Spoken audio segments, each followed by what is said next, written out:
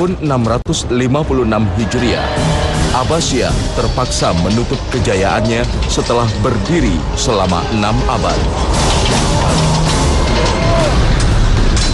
200.000 pasukan Mongol datang dari arah timur melancarkan serangan brutal.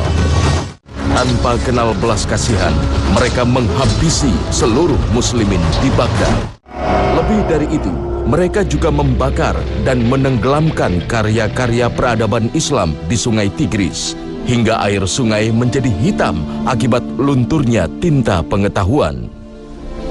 Muslimin tidak pernah menduga inilah masa yang dicatat sejarah sebagai masa awal kemunduran peradaban Islam.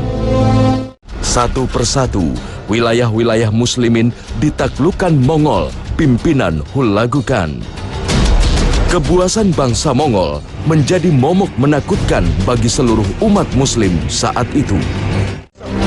Namun tidak bagi seorang Saifuddin Qutuz yang berani mematahkan mitos di masyarakat bahwa bangsa Mongol tak bisa dikalahkan. Dialah orang yang kemudian dilahirkan di muka bumi seakan memiliki satu tugas kemudian wafat. Tugas yang sangat besar, yaitu mematahkan mitos bahwa pasukan Mongol, pasukan Tatar, pasukan yang tidak bisa dikalahkan. Membumi hanguskan negeri yang mereka masuki manapun negerinya. Tetapi dengan Saifuddin Qutuz, maka dialah orang pertama yang bisa mematahkan mitos itu, dan Saifuddin Qutuz berhasil mengalahkan pasukan Mongol. Nama aslinya adalah Mahmud bin Mamdud, namun sejarah lebih mengenalnya dengan nama Saifuddin Qutuz yang berarti singa yang garang. Tak heran, sebab keberaniannya serta perjalanan hidup yang keraslah yang membuat ia lebih dikenal dengan nama Qutuz. Awalnya, Qutuz lahir dari nasab bangsawan. Keluarganya adalah pemimpin di wilayah Khwarizm pada masa dinasti Abbasiyah. Oleh sebab itu, Qutuz kecil diasuh dalam didikan istana. Ia belajar agama, kepemimpinan, serta pengetahuan lainnya di sana untuk disiapkan menjadi generasi penerus. Namun, belum lagi ia merasakan kepemimpinan, wilayahnya mendapat serbuan buas dari pasukan Mongol yang ingin meluaskan kekuasaannya di wilayah muslimin. Wilayahnya habis diratakan oleh pasukan Mongol. Beruntung, ia dapat selamat dari kekejaman pasukan pimpinan Hulagu Khan. Ia menjadi tawanan untuk kemudian dijual sebagai seorang budak. Nasibnya berubah. Dari satu tangan ke tangan lainnya, Qutuz, sang anak bangsawan, diperjualbelikan layaknya barang. Namun perjalanan hidup yang berat inilah yang menempa pribadinya menjadi sosok yang tangguh. Qutuz. Hingga takdir akhirnya membawa ia sampai pada tangan pemimpin muslim di Mesir. Di tempat inilah, ia kemudian dibebaskan dari perbudakan dan kelak mengawali kebesarannya. Saifuddin Qutuz sempat menjadi budak, sangat rendah, sangat jatuh. Tetapi itu tidak menjatuhkan keinginannya, tidak menjatuhkan harga dirinya, tidak menjatuhkan semangatnya. Mungkin miskin, mungkin tidak punya, mungkin sakit, mungkin tidak berkesempatan, dan seterusnya. Tetapi tidak pernah hilang semangat dan imannya. Itu yang terjadi. Maka mari kita pegang kalimat Rasulullah SAW. Kata Nabi, "I'malu fakullun muyassarun lima khuliqalah." Kata Nabi, teruslah berkarya, teruslah beramal, teruslah bekerja, karena setiap kalian akan dimudahkan menuju takdir masing-masing. Setelah berhasil menaklukkan Baghdad, Hulagu Khan, sang pemimpin pasukan Mongol, semakin lama semakin percaya diri untuk meluaskan kekuasaan. Syam, Aleppo, Damaskus, Palestina, dan Mesir menjadi kota tujuan selanjutnya. Umat muslim pun semakin ciut nyalinya menghadapi pasukan Mongol yang barbar. Kebanyakan mereka lebih memilih menyerah daripada harus menjadi korban pasukan Asia tersebut. Qutuz yang menjadi saksi atas kekejaman pasukan Mongol merasa sakit hati dengan tindakan mereka. Apalagi wilayahnya Mesir juga menjadi tujuan Hulagu Khan untuk dihancurkan. Tak ada jalan lain baginya kecuali dengan perlawanan. Umat muslim harus bangkit melawan kebrutalan Mongol. Ketika sudah sampai di Baghdad, dan di Baghdad pun sudah terjadi kelemahan luar biasa, pengkhianatan internal, maka kemudian hancur Baghdad sama sekali. Setelah itulah maka nyaris seluruh wilayah Islam saat itu, setiap Mongol masuk, itu nyaris tidak ada perlawanan. Ya, dia Mongol masuk, kemudian mengancam, memberikan surat nyerah, memberikan surat nyerah. Kalaupun ada perlawanan sebentar, kemudian kalah. Jadi dia seperti sebuah kekuatan baru yang mengejutkan dunia Islam. Begitu menggedor seakan ini kekuatan datang dari mana gitu. Itu Mongol saat itu. Maka mulailah turun hancur satu persatu, tidak terkecuali masuk wilayah Syam dan tidak terkecuali menjelang masuk ke wilayah Mesir. Melihat pasukan Mongol yang bergerak semakin dekat dengan Mesir, Saifuddin Qutuz tak bisa tinggal diam. Apalagi ia melihat kondisi internal Mesir yang juga tidak kuat, seperti wilayah-wilayah Islam lain yang telah dikalahkan Hulagu. Maka ia mulai menyusun rencana untuk menghentikan gerakan pasukan Mongol. Tekadnya dimulai saat ia sudah mengantongi restu dari ulama agar ia dapat memimpin Mesir menggantikan raja yang masih kecil. Kepercayaan tersebut ia dapat berkat kematangan pribadi serta kesolehannya. Qutuz memulai langkahnya dengan mendekatkan diri pada ulama dan masyarakat. تحية إليك يا مولاي المظفر سيف الدين قطز سلطان مصر. قد بلغنا ما كان من حرصكم على مصالح ومصائر العباد، وإنه ليسرنا أننا نحن عامة وأعيان مصر قد اخترنا من هو مثلكم ليدير شؤون هذه البلاد المباركة، ونتحدث إليكم الآن لنعلمكم بأننا نثبتكم على مصر سلطانا بمشيئة الله ومعونته. Ia terus melakukan perbaikan-perbaikan internal sampai masyarakatnya berada dalam satu kesatuan. Ketika upayanya tercapai, niatnya untuk melangsungkan jihad mesti tertahan karena kas negara tak cukup untuk mendanai peperangan. Dalam sejarah Islam bacalah selalu bahwa kebesaran Islam ketika pemimpin dikawal oleh ulama. Kalau pemimpin berjalan sendiri tanpa panduan ilmu agama, maka yang terjadi pasti kebangkrutan sebuah negeri. Saifuddin Qutuz bertanya pada para ulama, saat itu termasuk Al-Izz bin Abdissalam, rahimahullah ta'ala. Ketika bertanya, bolehkah saya mengambil pajak dari masyarakat saya untuk pendanaan ini, pendanaan negara? Jawaban para ulama, tidak boleh. Karena memang haram hukumnya.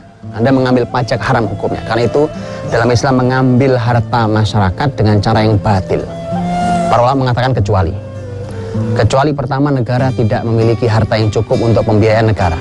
Satu. Yang kedua, para ulama memberikan syarat satu. Syarat yang kedua adalah Anda sebagai pemimpin harus mewajibkan mengambil paksa dari para pemimpin Anda, staf-staf Anda, komandan-komandan Anda, menteri-menteri Anda, ambil dari mereka, harta mereka, perhiasan mereka, ambil, baru kemudian Anda boleh mengambil dari rakyat. Itu paling fair. Dalam Islam, ini adalah fatwa Al-Izz bin Abdissalam. Perlu diketahui, inilah fatwa yang mengawali kebesaran Saifuddin Qutuz, rahimahullah ta'ala. Dalam waktu kurang dari 1 tahun, Saifuddin Qutuz menerima tantangan Hulagukan. أيها الناس، لقد أرسل إلينا هولاكو مطالبا إيانا بتسليم البلاد أو الهرب منها، وأراد أن يزرع خوفا في قلوبنا بما معه، وإذا كان معه الجند والرماح والسيوف والمجانيق فإن معنا ما هو فوق كل هذا، الله عز وجل. وما هذا إلا امتحان من الله سبحانه وتعالى، فإما النصر وإما الشهادة. الله أكبر. Tanpa menunggu waktu yang lebih lama, Saifuddin Qutuz memberangkatkan pasukannya ke Ain Jalut dekat Danau Tiberias. Di Ain Jalut ini, dua pasukan bertemu tanggal 25 Ramadan 658 Hijriah. Dengan strategi matang, Saifuddin Qutuz bersama panglimanya Ruknuddin Baibars menghadapi serangan barbar pasukan Mongol. Dengan jumlah pasukan yang hampir seimbang, pasukan muslimin yang telah dibakar semangatnya oleh Saifuddin Qutuz berhasil memukul pasukan Mongol hingga mereka lari ke arah timur di Bisan. Bahwa ketika dalam pertempuran Saifuddin Qutuz nanti dia kudanya mati karena terkena anak panah dari pasukan Mongol. Kemudian dia jalan kaki, ada salah seorang komandannya mengatakan, berteriak mengatakan, naiklah ke kuda, jangan sampai kau meninggal. Kalau kau meninggal, maka ini akan menjadi musibah besar bagi pasukan ini. Kata Saifuddin Qutuz kalimat luar biasa. Dia mengatakan, kalau saya meninggal, ini Islam. Bukan karena Saifuddin Qutuz, ini Islam. Berapa banyak panglima besar Islam telah meninggal, tapi Islam terus besar. Karena ini Islam, bukan Saifuddin. Di Bisan inilah perang berlangsung semakin sengit. Saifuddin Qutuz kembali membuktikan dirinya. Ia maju dalam barisan terdepan dan meneriakkan kalimat yang membangkitkan semangat pasukannya. Saifuddin Qutuz berteriak-teriak, dia mengatakan, wa Islama, wa Islama, wa Islama. Kalimat ini kalimat yang menyerukan panggilan. Kata wa Islama artinya adalah memanggil, ini Islam, Islam, Islam, ayo Islam. Kalimat ini kemudian menjadi sangat terkenal hari ini di kalangan masyarakat Arab hari ini. Ketika ada sebuah seruan untuk jihad fisabilillah, untuk seruan bangkit, hari ini sering muncul kalimat wa Islama. Kalimat ini adalah kalimat Saifuddin Qutuz rahimahullah ta'ala. Hingga akhirnya terbunuhlah Katapga, sang panglima pasukan Mongol, menandakan kemenangan Muslimin. Mitos kaum Mongol sebagai bangsa tak terkalahkan yang selama ini didengung-dengungkan berhasil dipatahkan Muslimin melalui kehebatan Saifuddin Qutuz. Umat Muslim di Mesir berbangga dengan pemimpin barunya. Namun tak berlangsung lama, sebab dalam perjalanan pulang dari medan perang, Saifuddin Qutuz wafat dibunuh oleh panglimanya sendiri, Ruknuddin Baibars.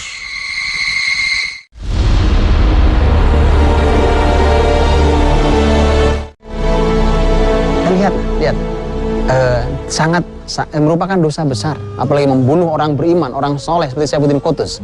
Tapi ini yang terjadi. Belum lagi pasukan masuk sampai ke wilayah Kairo, Saifuddin Qutuz telah meninggal, dan tersebar di masyarakat bahwa ini karena wilayah politik, maka kemudian diberitakan kepada masyarakat bahwa meninggalnya Saifuddin Qutuz bukan karena dibunuh, karena terluka dalam peperangan segala macam, tapi masyarakat akhirnya tahu apa yang bisa Anda sembunyikan di hadapan Allah Subhanahu wa Ta'ala. Anda bisa menipu sekian banyak masyarakat, tapi ada waktunya suatu hari Allah akan memunculkan aib itu. Dan ternyata masyarakat tahu bahwa pemimpin yang mereka cintai itu justru mati, meninggalnya di tangan pengkhianatan. Kehadiran singkat Saifuddin Qutuz seolah hanya untuk mematahkan mitos kekuatan bangsa Mongol. Ia membuktikan pada sejarah bahwa dengan persatuan, Islam tak bisa dikalahkan. Rahimahullah Saifuddin Qutuz.